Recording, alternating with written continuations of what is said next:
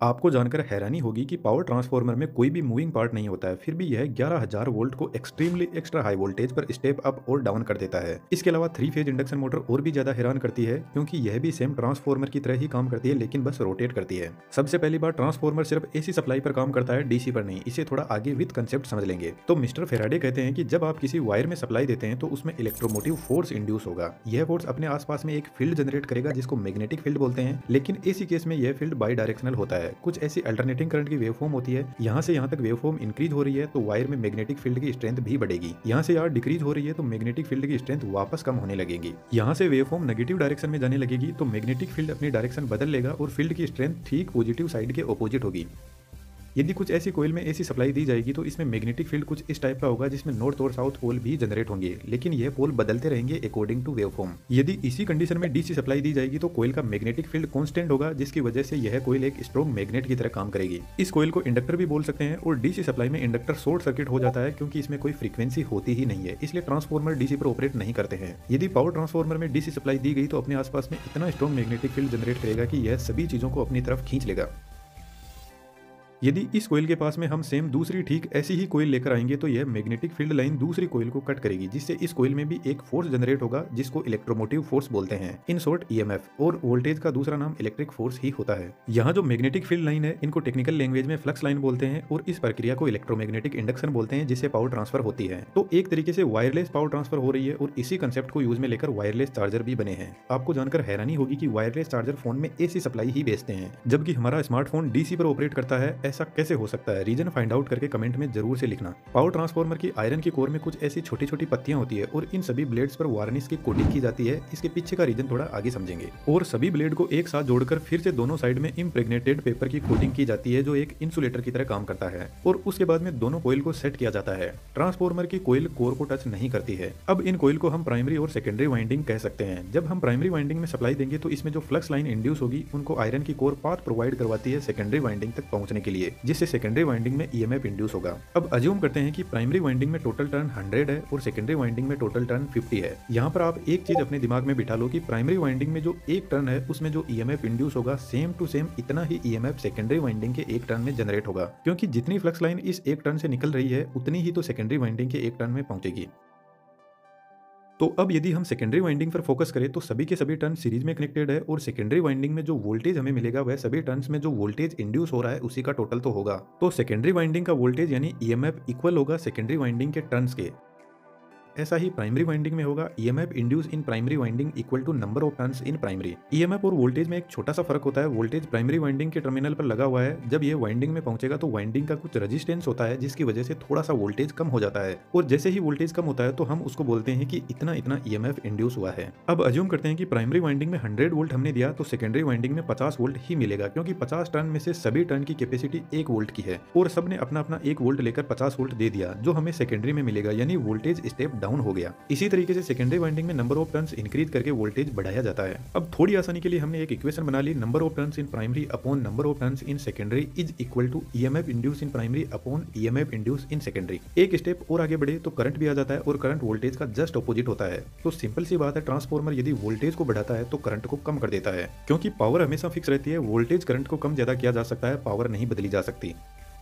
जब ट्रांसफार्मर में सप्लाई दी जाती है तो according to Faraday EMF induce होगा, और ईएमएफ फ्लक्स लाइन भी जनरेट करेगा। इसके अलावा जो ट्रांसफार्मर की कोर है उसमें सर्कुलेटिंग करंट भी जनरेट होगा, और इस सर्कुलेटिंग करंट को एडी करंट बोलते हैं, जिसकी हमें बिल्कुल भी जरूरत नहीं है। पानी में कभी ऐसी सिचुएशन बनती है कि कुछ ऐसा भंवर बनता है, ठीक ऐसा ही एडी करंट होता है जो कोर में घूमता है। इसलिए आयरन की कोर को सबसे पहले पतली पतली पत्तियों में डिवाइड किया जाता है, उसके बाद में एक एक ब्लेड को लेमिनेट किया जाता है। लेमिनेशन की थिकनेस 0.25 mm से 0.50 mm तक होती है। इसी लेमिनेशन की वजह से जो कोर का क्रॉस सेक्शन एरिया है वह रिड्यूस हो जाता है, और एरिया का रेजिस्टेंस से इनवर्स रिलेशन होता है, जिससे रेजिस्टेंस बढ़ जाता है, और रेजिस्टेंस आपको पता है करंट का दुश्मन होता है। तो इस तरीके से एडी करंट लॉसेस को रिड्यूस किया जाता है।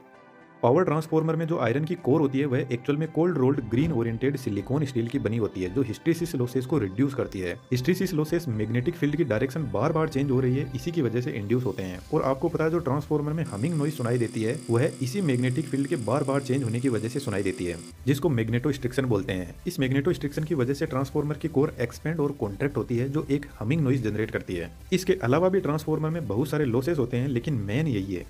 ट्रांसफॉर्मर में ठीक ऐसी ही 3 वाइंडिंग होती है 3 फेज के लिए, लेकिन जब हम प्रैक्टिकल ट्रांसफॉर्मर को देखते हैं तो उसमें आयरन की कोर कुछ ऐसी होती है 3 फेज सिस्टम के लिए, जिसमें सबसे पहले हर फेज के लिए प्राइमरी वाइंडिंग को सेट किया जाता है। यदि स्टेप अप ट्रांसफॉर्मर की बात करें तो प्राइमरी वाइंडिंग में कम टर्न्स होते हैं और वोल्टेज कम और करंट ज्यादा होता है, तो यहाँ पर काफी थिक कॉपर वायर काम में लिए जाते हैं। यह कॉपर वायर कंप्लीटली इंसुलेटेड रहते हैं। प्राइमरी वाइंडिंग के ऊपर सेकेंडरी वाइंडिंग को तैयार किया जाता है। दोनों वाइंडिंग के बीच में कोई भी इलेक्ट्रिकल कनेक्शन नहीं होता है, पावर ट्रांसफर इंडक्शन प्रोसेस के थ्रू ही होती है। वाइंडिंग का कनेक्शन 2 अलग अलग कनेक्शन में किया जाता है। जो हाई वोल्टेज साइड होती है वह स्टार कनेक्शन में कनेक्टेड रहती है। स्टार कनेक्शन में 3 फेज और न्यूट्रल भी मिलता है, इसलिए आपने हाई वोल्टेज लाइन के साथ में हमेशा एक एक्स्ट्रा वायर देखा होगा जो न्यूट्रल का होता है। Low voltage side delta connection में कनेक्टेड रहती है, इसमें सिर्फ 3 फेज होते हैं। दोस्तों कंफ्यूज नहीं होना है, मुझे पता है थोड़ा ज्यादा ही टेक्निकल है, पर टेक्नोलॉजी बहुत कमाल की है। बढ़ा दिया जाता है, उसके बाद में जितने भी ट्रांसफॉर्मर होते हैं वह सभी के सभी स्टेप डाउन होते हैं और स्टेप डाउन ट्रांसफॉर्मर में हाई वोल्टेज साइड डेल्टा में और लो वोल्टेज साइड स्टार में कनेक्टेड रहती है। दोस्तों आपके लिए एक छोटा सा क्वेश्चन है और इसका रिप्लाई यदि आपने सही से दे दिया तो आपके कमेंट को मैं पिन जरूर से करूंगा। ट्रांसफॉर्मर की एक साइड स्टार में कनेक्टेड रहती है तो दूसरी साइड डेल्टा में कनेक्टेड रहती है, और ऐसा हमेशा ही होता है कि ट्रांसफॉर्मर की एक साइड दूसरी साइड के जस्ट ऑपोजिट कनेक्शन में कनेक्टेड रहती है। रीजन फाइंड आउट करके कमेंट में जरूर से लिखना। ट्रांसफॉर्मर की वाइंडिंग को टैंक में रखा जाता है और टैंक में ऑयल भरा रहता है। ट्रांसफॉर्मर में मिनरल ऑयल और सिंथेटिक ऑयल यूज होता है जो एक पेट्रोलियम प्रोडक्ट ही है। इस ऑयल के 2 पर्पज है, यह ट्रांसफॉर्मर में कूलिंग भी करता है और इंसुलेशन भी प्रोवाइड करवाता है। इतना सब होने के बाद ट्रांसफॉर्मर को पैक कर दिया जाता है। ट्रांसफॉर्मर की वाइंडिंग बॉडी से टच नहीं हो जाए इसलिए हाई वोल्टेज और लो वोल्टेज साइड के लिए बूसिंग लगी रहती है जो एक इंसुलेटर ही है। यह बूसिंग पोर्सलेन की बनी होती है। पावर ट्रांसफॉर्मर के साइड में बड़े बड़े रेडिएटर लगे रहते हैं जिनके अंदर कुछ ऐसी पतली पतली प्लेट होती है और बीच में से एयर फ्लो होने के लिए जगह होती है। जब ट्रांसफॉर्मर फुल लोड पर होता है तो वाइंडिंग काफी गर्म होने लगती है और वाइंडिंग के कॉन्टेक्ट में आकर ऑयल भी गर्म होने लग जाएगा और ऑयल गर्म होकर ऊपर उठने लगेगा और रेडिएटर से होकर फ्लो होने लगेगा। रेडिएटर बेसिकली जो ऑयल का सरफेस एरिया है उसको इंक्रीज कर देता है और जब ऑयल गर्म रेडिएटर से फ्लो होगा तो नेचुरल एयर इस गर्मी को लेकर आगे निकल जाएगी। पावर ट्रांसफॉर्मर में कूलिंग के लिए रेडिएटर पर बड़े बड़े फैन भी लगे रहते हैं जो ऑटोमेटिकली ऑपरेट करने लग जाते हैं जब ट्रांसफॉर्मर ज्यादा गर्म होता है। तो जब ट्रांसफॉर्मर अपने रेटेड टेम्परेचर से 10 डिग्री सेंटीग्रेड भी ऊपर चला जाता है तो इंसुलेशन की लाइफ हाफ हो जाती है। ट्रांसफॉर्मर के ऊपर एक बड़ा और टैंक लगा रहता है जिसको कंजर्वेटर बोलते हैं। इसमें ट्रांसफॉर्मर के लिए एक्सेस ऑयल भरा रहता है। यह टैंक ऑयल से आधा ही भरा रहता है क्योंकि जब ट्रांसफॉर्मर फुल लोड पर होता है तो ऑयल गर्म होकर एक्सपेंड करने लगेगा। तो ऐसी कंडीशन में ट्रांसफॉर्मर कहीं फट ना जाए इसलिए ऑयल एक्सपेंड होकर कंजर्वेटर में चला जाता है।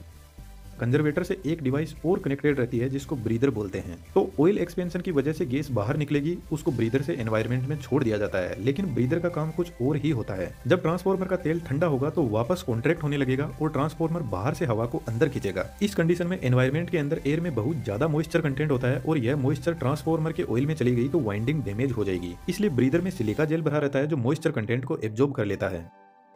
कई बार ऐसा भी हो सकता है कि ट्रांसफॉर्मर ओवरलोड की वजह से वाइंडिंग इंसुलेशन डैमेज हो जाता है और ऑयल में बबल्स क्रिएट होने लगते हैं और इन बबल्स की वजह से ट्रांसफॉर्मर में बहुत सारी गैसेस इंट्रोड्यूस होती है और ट्रांसफॉर्मर टैंक का प्रेशर बढ़ने लगता है। तो कंजर्वेटर और ट्रांसफॉर्मर टैंक के बीच में एक रिले लगी रहती है जिसका नाम बखोल्स रिले है। यह रिले पूरी की पूरी ऑयल से भरी रहती है और इस रिले के अंदर एक ट्यूब होती है जो एक एंगल पर कुछ इस तरीके से सेट रहती है और इसके अंदर मरकरी भरा रहता है और मरकरी आपको पता है एक कंडक्टिंग मेटल है। तो ट्रांसफॉर्मर टैंक में प्रेशर बढ़ने की वजह से टैंक में गैस जनरेट हो रही है, वह इस रिले में आने लगेगी और ऑयल धीरे धीरे कम होने लगेगा। इस प्रेशर की वजह से यहाँ पर लगा फ्लोट भी स्ट्रेट होने लगेगा जिसकी वजह से फ्लोट से जुड़ी मरकरी इन दोनों कॉन्टेक्ट के बीच में कनेक्शन बना देगी और एक जबरदस्त अलार्म बजने लगेगा। अलार्म को सुनकर जीएसएस में बैठा हुआ जूनियर इंजीनियर ट्रांसफॉर्मर को ट्रिप कर देगा, लेकिन मान लो कि अलार्म काम ना करे तो बखोल्स रिले के अंदर सेम ऐसी ही एक ट्यूब और होती है। तो जब सीवियर फॉल्ट होता है तो गैसियस प्रेशर बढ़ने की वजह से ऑयल और नीचे आने लगेगा और यह स्विच भी एक्टिवेट हो जाएगा ठीक ऊपर वाले जैसे ही। इस स्विच का काम है ट्रांसफॉर्मर के पास लगे सर्किट ब्रेकर को सिग्नल भेजना, जिससे सर्किट ब्रेकर ही ट्रांसफॉर्मर को ट्रिप कर देगा। एक वर्स्ट सिचुएशन और लेकर चलते हैं, मानकर चलते हैं कि सर्किट ब्रेकर भी ऑपरेट नहीं हुआ और टैंक के अंदर जबरदस्त ऑयल का प्रेशर क्रिएट हो गया। यदि यह टैंक फट गया तो ऑयल काफी गर्म है और काफी दूर में फैल जाएगा, जिसकी वजह से फायर को बुझाना बहुत मुश्किल हो जाता है क्योंकि यह ऑयल एक पेट्रोलियम प्रोडक्ट ही है और एक 400 केवीए ट्रांसफॉर्मर में 450 लीटर ऑयल भरा रहता है। तो टैंक के ऊपर एक एक्सप्लोजिव वेंट लगा रहता है जिससे ऑयल जिस तरीके से हमारे घर में कुकर ऑपरेट होता है ठीक उसी तरीके से यह ऑपरेट होगा और हाई प्रेशर को बाहर रिलीज कर देगा। लेकिन जो पावर ट्रांसफॉर्मर होता है उसमें एक एक्स्ट्रा फीचर और होता है, ट्रांसफॉर्मर के पास में ही जमीन के अंदर टैंक बनाए जाते हैं। तो ऐसी कंडीशन में ऑयल ट्रांसफॉर्मर टैंक से इन्हीं टैंक के अंदर चला जाएगा और ट्रांसफॉर्मर ट्रिप हो जाएगा।